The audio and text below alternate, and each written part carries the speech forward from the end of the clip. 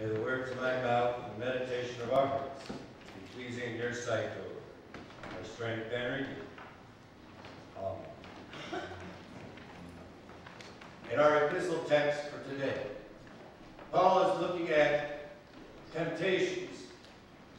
He's looking at the temptations that the people of Israel ran into, the temptations that some of the same ones that the people in Corinth, thus in the city of Corinth, thus the book of Corinthians, were running into as well.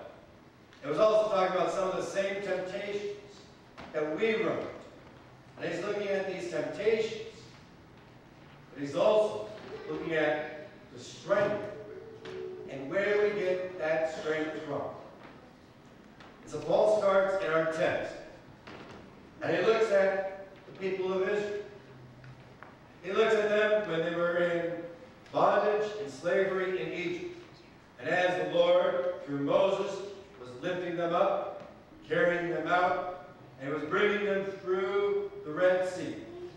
And Paul uses a very fascinating way of talking about it. A way that we talk about it a lot today. But sometimes we think about it as only taking place after Jesus died and rose again. Paul is talking about the people of Israel going through the Red Sea. And he's saying, as they were going through the Red Sea, the specific words that he used was that, and they were all baptized into Moses in the sea. So as God was taking them out of slavery through the waters to be his people, they were saved in the baptism of going through the waters of the Red Sea. Sounds very familiar to when we were baptized, doesn't it? That when we were brought forward and in the water, and for us today, in the name of the Father, and the Son, and the Holy Spirit, we were baptized into that water. And Paul starts by saying that this is one of the strengths that the people of Israel could have. When they were tempted, what could they do? They could look back and say, look, God came and saved me.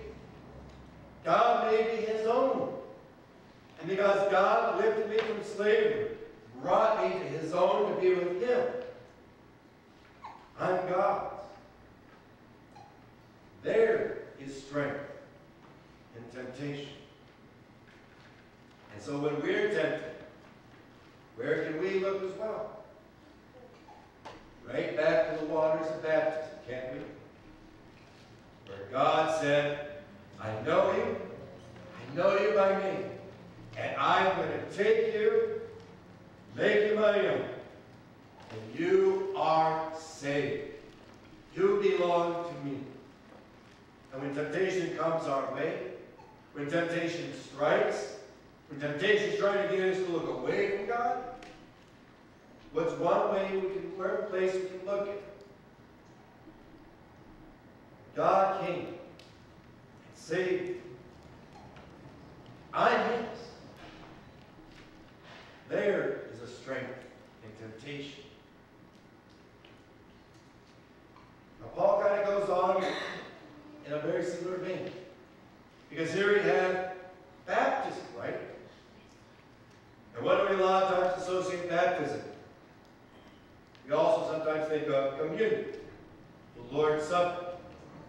That's where Paul goes. Paul's next words were, and all the people of Israel ate the same spiritual food, and all drank the same spiritual drink. So as they were wandering in the wilderness 40 years, I always thought it was kind of a misnomer, saying they were wandering for 40 years, because they were being led by God for 40 years. To them, they may have appeared to be wandering, but God knew exactly what he was doing. And as they were wandering out, what did God do to strengthen his people? He gave to them spiritual bread, spiritual food, and spiritual drink to strengthen and sustain them. have communion.